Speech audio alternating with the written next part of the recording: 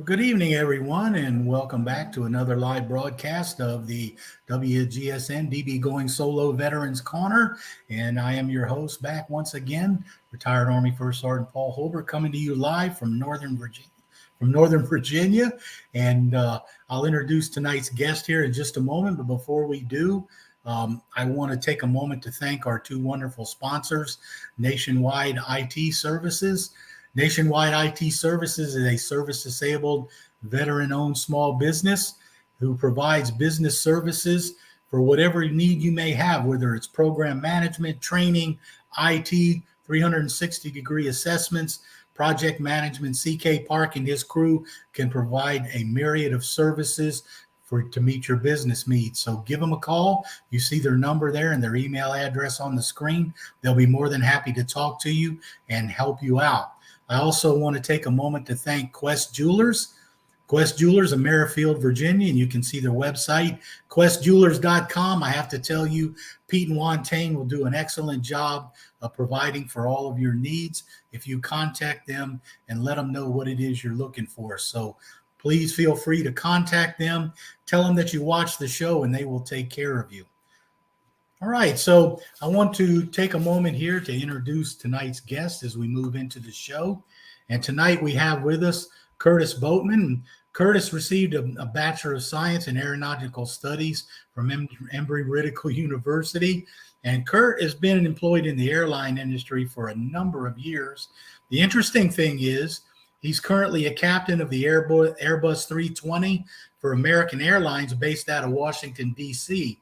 But tonight I want to bring Curtis on to talk about a program that he is involved in that serves veterans and veterans in need around the area and in several places in the United States. And that is the Healing Waters organization. So Curtis, I just want to, before we get started, say thank you. And we appreciate you coming on the show. No, I thank you all, everybody that's had a chance to serve our country. I can't say thanks enough for everything you guys have done. Well, it's, we're going to get into your organization here in a minute and all the great things that you guys have been doing. But I found it kind of interesting. So I have to ask you, we'll start off and ask you how you got into this because, in looking at the information, I thought it was interesting. You kind of started at the bottom by cleaning sites and cooking for attendees and guests there of the program to morphing into actually running one of the local programs. So just how did you get involved with Healing Waters? Well, I got it to a point in my life where I had a lot of some extra free time on my hands, and I needed to do something. I wanted to give back in some ways or another. And I happened to stumble on a Project Healing Waters outing out in Denver in the Colorado area. And I looked them up and I said, well, they're in La Plata, Maryland, right down across the river from me when I was living in Old Town Alexandria at the time. So I called them up to see what I could do. And they put me in touch with Dr. Mike Sherwick, who was the program lead at Fort Belvoir at the time. And I told Dr. Mike, I'm there to help. However you need me to help. You want me to clean up sites? You want me to cook? You want me to have people sign papers? I'm here to help because I wanted to help. I didn't care how I helped. I love to fish, love to guide, but that's not what it's about. It's about helping all the veterans and especially the wounded soldiers and veterans that have given a lot for our country. So however I could help is how I wanted to help. Started there, ended up taking them out fishing, ended up guiding. In the young part of the program, the chief bottle washer, cook, cleaner, and everything else like that. Outings, I'd be get up at 8 o'clock or get up at 5 in the morning, make sure people had breakfast, go out and guide, and then come back, leave, get off the water early and make sure everybody had dinner ready to go. And that time sometimes ended up making 4 or 5 hours of sleep a night, if that. That's what it took to help out. That's what it took. Well, it's interesting you should say that because that reminds me of my schedule in basic training back in 1981. It seemed like, by the time we got done and went to bed, we were only in bed about 4, 5, 6 hours at any given time and then right back up. So you were kind of keeping military hours while you were out there. Yes, sir. So, can you tell us? Do you have much information? I know you've been involved in the program, but I'm just kind of curious. Can you share with us anything about how the program itself got started? What Yep. kind of kicked it off? The program started back in 2005 with Captain Ed Nicholson, who happened to be at Walter Reed at the time, going through some personal treatment. And then at the time, we were in conflicts with Afghanistan and Iraq in the Middle East there, and he saw a lot of guys out there that needed something to do. They were just sitting in wheelchairs and wanted to do something. So he says, "Well, why don't I teach them how to fly fish?" And so it started off with him meeting with those guys, bringing them in and showing them how to fly fish and how to tie a fly, how to cast a rod, how to build a rod, Yeah. and then eventually taking them out on the river and fishing with them. Started there, and it grew into 220 programs all across the country, Wow. and a couple in Europe at our foreign bases over in Germany and other spots in Europe. Wow. So you guys have really branched this thing out. I didn't realize, looking at some of the information, that it was that broad. So you guys have really branched this thing out all over the place. Yes, it has gotten huge in a good way, because we help so many veterans a year, and veterans and current soldiers that are all wounded just have to have a VA rating to join us. And we help them out. And the more we touch, the more we keep from making one of those other 22 a day. That's the way I look at it. If I can cut that down to 21, 20, 19, 18, I call it success. Yeah, and for those of the folks in our audience that are listening, of course, what Curtis is referring to is the average of 20 to 22 veterans a day who commit suicide. So you're right. You know, anytime you can reduce that number, it's a blessing. But I have to, you know, I'm oh goodness, I'm quite a fisherman myself and have been my whole life, and I haven't done much fly fishing. Very little. I tried it a couple of times, but I mean, I fished all over the United States. Even did a little fishing in Korea when I was stationed there in the Army.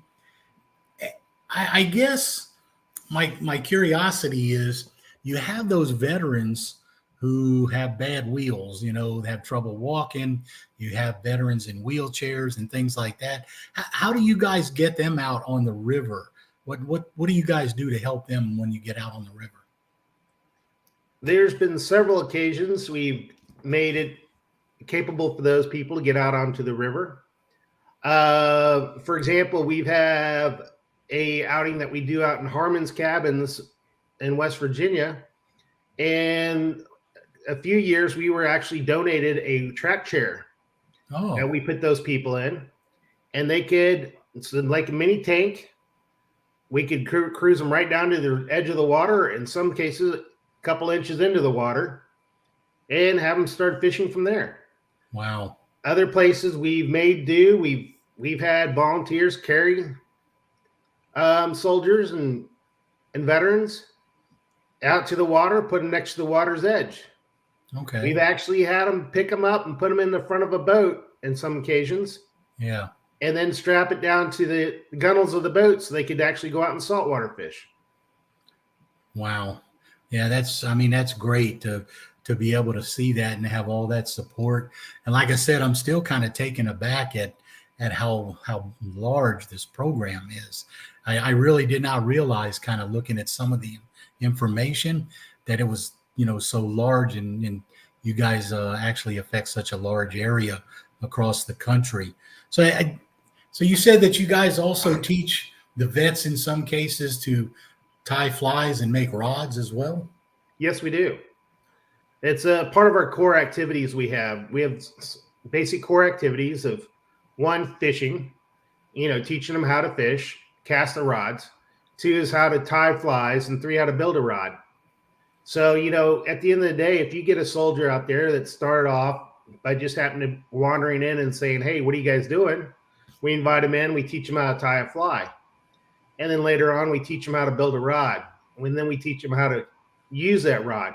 So at the end of the day, you should see the look on the face on some of these guys and gals that we have worked with when they catch a fish on a fly they've tied on a rod they built.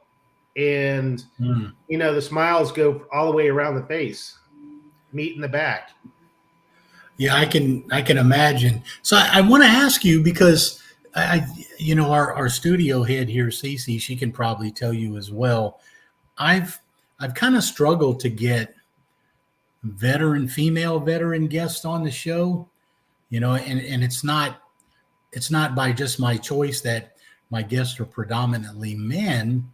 It's just that I struggle to find more female veterans willing to come on the show. And I mean, I've actually asked a number of them, and some of them are just very reluctant and shy to do so.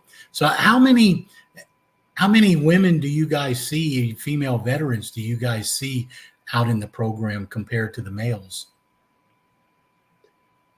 That's a hard number to put onto, and just thinking sometimes it can be up to, just depending on the program and the locations and things like that, and the willingness of the women to actually step out and wanting to become involved.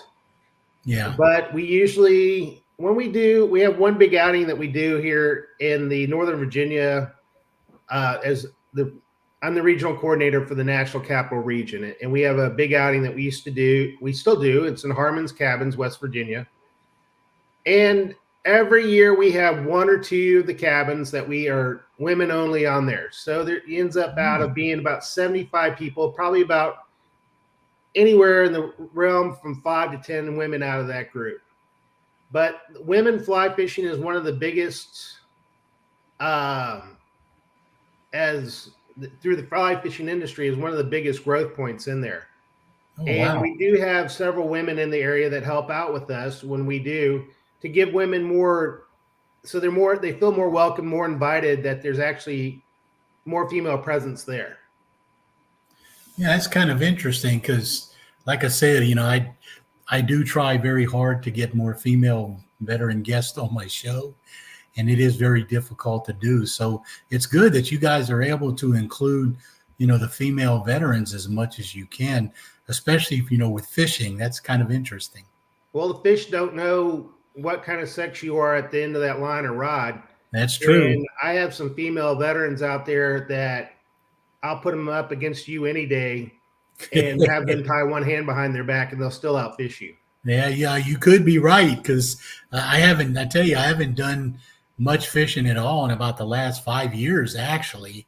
And part of it is because, of issues. I just had my knees replaced and a number of other things. So I haven't had an opportunity to do any fishing. I'm kind of itching to get back out, especially after listening to all this. I used to love it. Sound like some of these guys that come to a program says, I can't do this, I can't do that, I can't do this.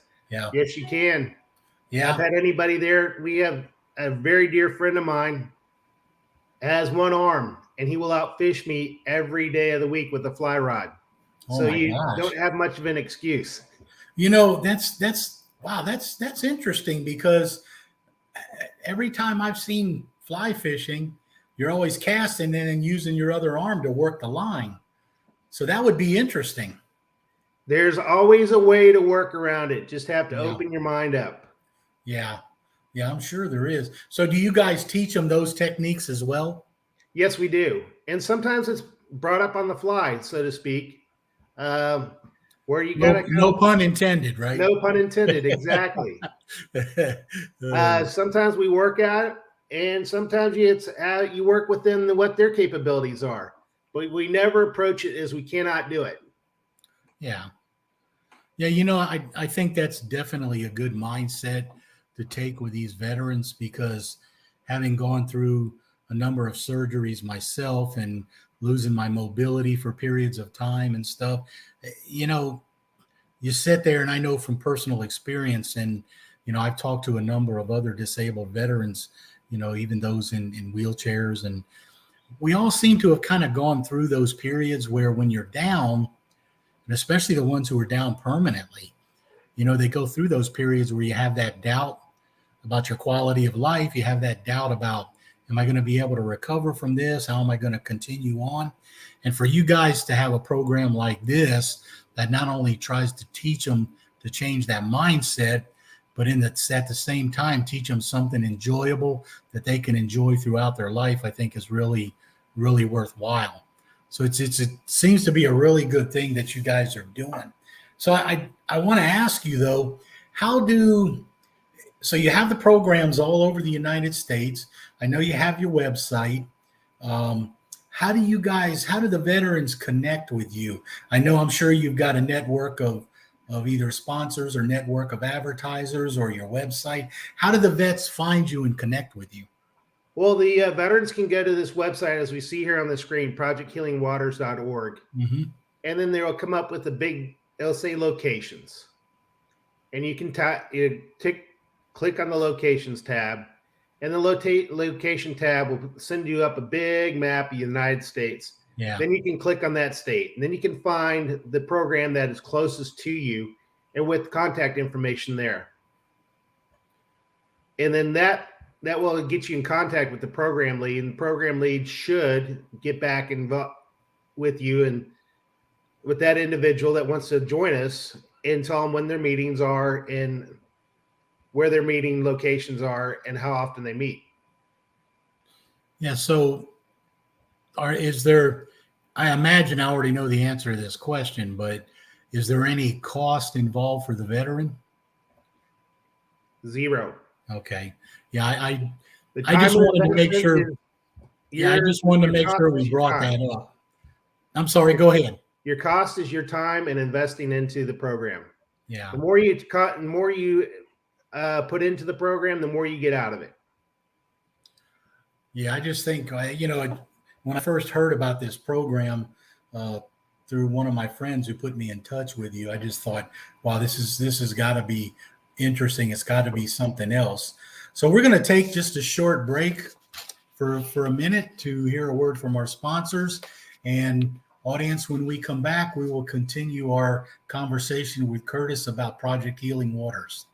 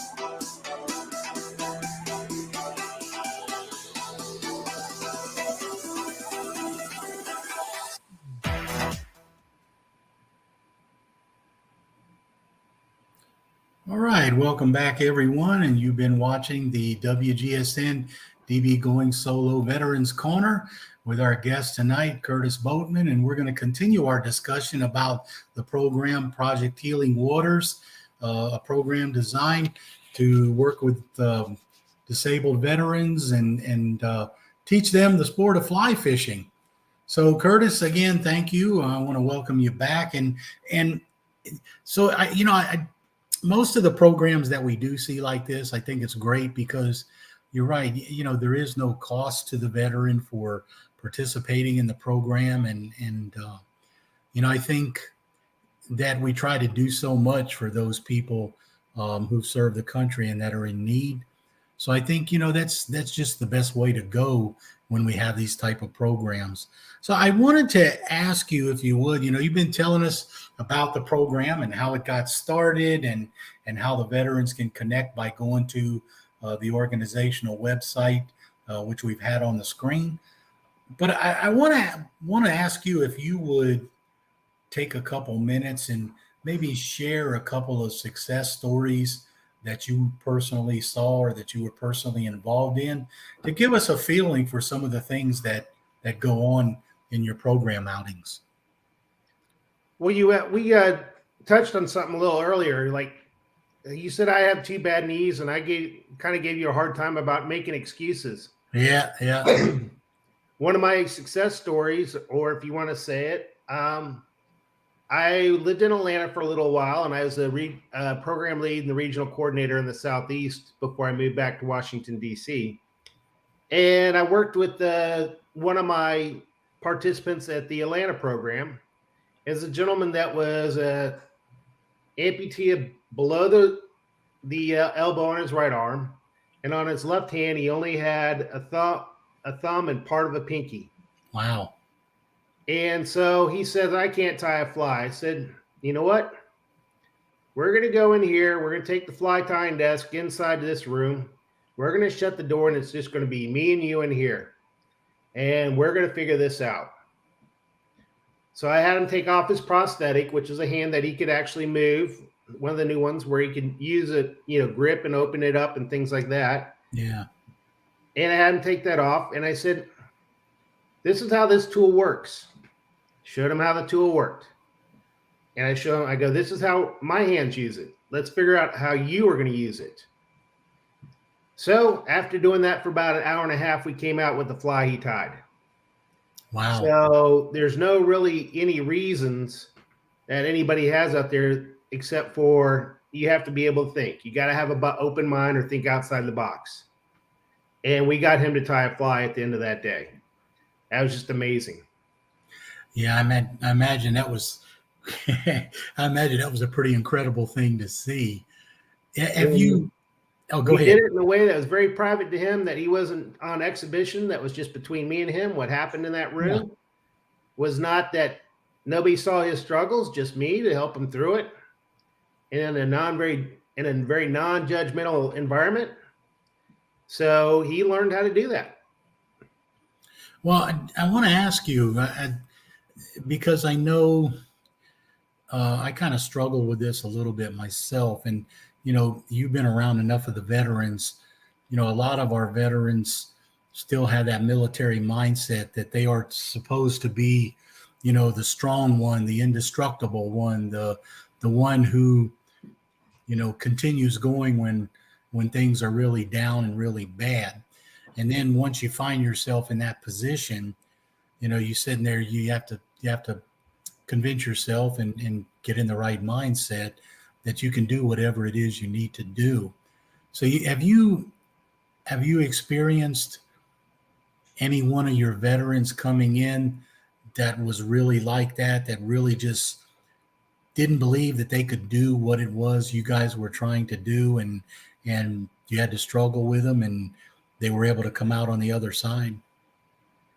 Everyone that walks through the door, every soldier and vet that walks through the door, they come through with that same mindset you were saying about. But we help them through it. We show them a way to do it. We don't take no for an answer sometimes. But it's also always done in a very loving and caring manner. Yeah. And those 2 words you don't use much in the military. Yes. But it's very respectful. And with all the volunteers that we have selected out there that do their job, we have an incredible set of volunteers in this area. Every one of the programs that are under me, I have 9 programs underneath me in the National Capital Region, and I've had a chance to meet probably 95% of all the volunteers in our programs. and every one of them are outstanding volunteers. They all have a mindset of like, we're going to get it done no matter what, and we're going to help you out. And we're here to help you. Sometimes it takes some humor. Sometimes it takes a lot of patience. But we work it and we get it done. And we have that mindset ourselves as the volunteers. So we use that mindset to help them get through their mindset of they're indestructible, that kind of thing. And then sometimes even build their confidence up and to where they are very successful on the water, even after they're, moved on to wherever they moved from once they've got out of the hospitals or wherever they might be doing it. We've had several of our participants have gone off and started successful guide careers just by going through this fly fishing program. Oh, wow. Yeah, I know. And the reason why I ask you that is because, I struggled with that myself when I was diagnosed with PTSD. You don't want to admit to yourself that you need help. And I find that a lot of disabled veterans, that's one of the biggest hurdles they have at the beginning, is admitting that they do need help and then convincing them to reach out for the help. So go ahead. I'm sorry. No, I was just going to say one of the biggest things is a byproduct of what we do. And it's the camaraderie these guys have. Yeah. Once you get these guys in a room, guys and gals in a room, and they start talking about their past experiences. I had one particular participant. We were on a trip. Day one, he had almost like a chip on his shoulder. And he was one of these, I can do it, kind of thing. And that night he got around some fellow Marines and they started talking. And I excused myself from the room because I was not a Marine. I never served. And I just wanted to let them have their own time. Marines will work Marines out in their Marine way. I have a lot of Marine Corps friends that I can say that to, because I always joke about them eating crayons all the time. But anyway, but this one particular participant was able to get in there and talk about what he'd seen, what he had done, what was going on. Next morning, when I was out fishing with him the next day, it's like the weight of the world is lifted off his shoulder. I almost felt like I needed to put a tether around his ankles because he's floating so high in the clouds. And I just didn't say anything about it. We just went on as normal. And then he had a friend of his who was there with them on this trip as more like a calming buddy there with them, somebody he knew. And his friend pulled me aside later on in the trip and said, I know you've seen it. I went to high school with this person. I enlisted with this person. I went through basic training with this person. We got put in the same platoon, same troop together. We served side by side, and we've been basically side by side with each other since the high school. And I've been trying to get him to talk for years about what's going on with him. And you saw him talk with his fellow Marines that have been through the same situation, did not know these guys from Adam. And that helped, being able to talk to other Marines at that time allowed him to let all that weight he's been holding off his shoulders just get off his shoulders. He goes, I know you've seen it, and thank you for what you guys do. I'm not saying this for a pat on our back. I'm saying that this is the kind of stuff that when these guys get around each other, they start talking and comparing notes. Yeah. And I've had two soldiers at an event I was working. Both of them were above the knee amputees. And each one of them, they were talking at this a meet and greet before the event the next day. And they're talking about their legs and where they got their legs, who made their legs, stuff like that. Next thing you know, they're out there racing each other in the parking lot, having sprinting races. And they're laughing at each other because they're running so funny. And I'm not picking on how they're running, but these are two guys that came together at an event that would never have met and ended up laughing and having a good time together. Yeah. Because they're sprinting down the parking lot, trying out, seeing whose legs were better. Yeah. So, I mean, you're right. I can imagine it would be something else to see that kind of stuff, because having watched and gone through some of it, and having watched other veterans that I know struggle like they do, I think you're right about the camaraderie, because if you get some of these folks together where they have an opportunity to share and talk together and look at one another and say, well, I'm not going through this crap by myself. I'm not the only one. There are other people doing it. How are they doing it? What can I learn from them? You're right. I think that camaraderie does play a big part of that. I asked one of our soldiers and participants that, I said, how far off am I? I was an athlete in college, and I sustained an injury in college that put me on the bench.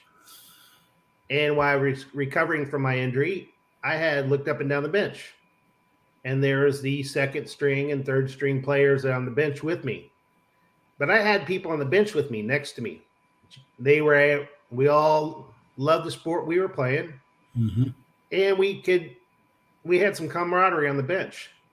But when these guys and gals get put on the bench in the military, they look up and down this bench, and there's nobody there. Yeah. And they've been trained, and there's nobody on the bench. So now they don't have anybody to commiserate with or to talk to or anything like that. And I said, how close am I on that, relating the two? And the person I spoke to says, you're pretty close. Mm. We get thrown on a bench and we don't have anybody to talk to. Now these people have, I hate saying that they're put on a bench, because they're never put on a bench. There's ways to get off that bench, and there's ways to get back out there and get out there and keep going at it. But now you have somebody that's in the same situation you are, and you're sharing ideas. There's a lot of times these guys and gals will come into our meetings, and they're like, hey, if you go to the VA and you ask for this, this, and this, they'll help you here doing this. And you'll hear the other person say, I didn't know that. Yeah. Or there's this organization. You like to do this. You like to go hunting. We have this organization. You like to go scuba diving. You like to do whatever kind of activity. There's an organization out there, a veteran service organization out there, and they trade these ideas all the time. And it's great to see it, because now they're helping each other, and they're off the bench. They're back on a field. It's another playing field, and they're out there helping each other get through their PTSD, through their injuries, and their TBIs, or whatever have put them in on that new field. I have to say, that's a great analogy. That really, I think, explains it very well. It really does. So you guys are doing all this great work. I want to ask you, though, what do you see? What do you see in the future of Healing Waters? What are you guys looking at down the road? We're looking at still continuing on and helping out. Hopefully we don't have any more conflicts that adds to the population. Yeah. That's, none of us would like that. Another conflict of whatever that adds to the population of wounded soldiers and vets that we have here. But we're still looking out there to serve our wounded soldiers and veterans that are out there. And one of our big population of people we have are the Vietnam vets that never had anything like this when they came home. Mm-hmm. And it was a shame, because, they were probably one of the most disrespected people when they came back. But they've allowed to come, we have this organization that helps them out, invites them in. Just have to have a VA rating. Yeah. And just come on in. It's all for all of our soldiers, current soldiers and current veterans, guys, gals, and everywhere in between. But those Vietnam vets, they come back and they get to talk and they have a great old time. Yeah. It's fun. I worked with a group of guys like that in Georgia. A lot of fun to be around. Well, I just have to say, this really sounds like a great program, and the stuff that you guys are doing, and whether you yourself, excuse me, you yourself, or even some of your other volunteers that you have working in the program, you know, whether you or any of them served in the military or not, I think really doesn't make any difference because you're trying to make a difference with what you're doing now. But before we kind of wrap up the program, um, there is one other question I want to ask you, and that is if you had one message that you could share with the audience, whether it's the audience in general or the veterans who may be watching the program, what would it be? What would you like to share? Don't give up. Be proud of what you did. I'm forever thankful. I've never served, as I told you before. I look back on being older now and I think wiser. I don't know, but I should have served when I did. I can't thank them enough for what they've done. Be proud of what you've done, and look in. There is a veteran service organization out there for everybody out there. Just a matter of looking and trying. And it's not hopeless. There are people out there, and there's all sorts of organizations, and you can find your niche to find somewhere that keeps you going. So that's my little 2 cents, if you want to add, say so at the end of the day. But never give up. There's something out there. There's always somebody out there to help. Yeah. Okay. Well, Bob, I have to tell you, it's really been an honor to talk with you on the show tonight, and the stuff that your organization is doing for veterans, I think, is just wonderful. Project Healing Waters, and again, there's the website on the screen, projecthealingwaters.org. So for anyone out there, whether you're someone who's looking to volunteer for the organization, you can visit the website, or whether you're a veteran out there looking for an outlet, looking for some support, again, I encourage you highly to visit the website and look at the program. And Bob, I want to thank you so much for taking the time to come on the program tonight. And I know as an airline pilot, we're going to wish you many happy, safe flying hours ahead of you. Yes. And it's Kurt, by the way. Oh, I'm sorry. God, I'm sorry, Kurt. I don't know where my mind went. Thank you. That's all right. I've been going in 20 different directions today, so thank you, Kurt. I apologize. That's all right. No problem. But thank you, Curtis, really for coming on the show and sharing your organization with us and for the work that you guys are doing. Well, thanks for what you're doing and getting the message out there for our veterans and soldiers out there that can listen to this and hopefully find other outlets out there. And if we're one of them, we're glad to help and come on and see us. But just get help. And, if it's just talking to somebody, that helps a lot. Yeah. All right. Well, thank you, Curtis. And for our audience out there, as you know, we normally will end our show with providing information to our veterans and to our audience. And I wanted to just kind of reshare something with the audience. We wanted to highlight our prior veteran guest, Aram Rice, and his therapy work that he does with his company, Hip and Humble Antiques. So for those of you, and you can see his website up there, Aram was a Navy veteran serving on submarines. And as part of his time post-service, he has Hip and Humble Antiques that he does in his spare time. So I encourage you to visit Hip and Humble Antiques, leave a message for Aram, tell him that you stop by and see what they're doing. So we want to encourage their success as one of our prior guests and veterans on the show. So for the rest of the audience, I want to thank you for spending the time to join us this week again. Again, we want to thank Curtis for coming on the show. And For our veterans out there, as always, we want to thank you for your service and help you lead your best life. Remember, if you need help, it's there. Reach out to someone. And we want to tell our audience thank you and good night. We hope to see you on our next show.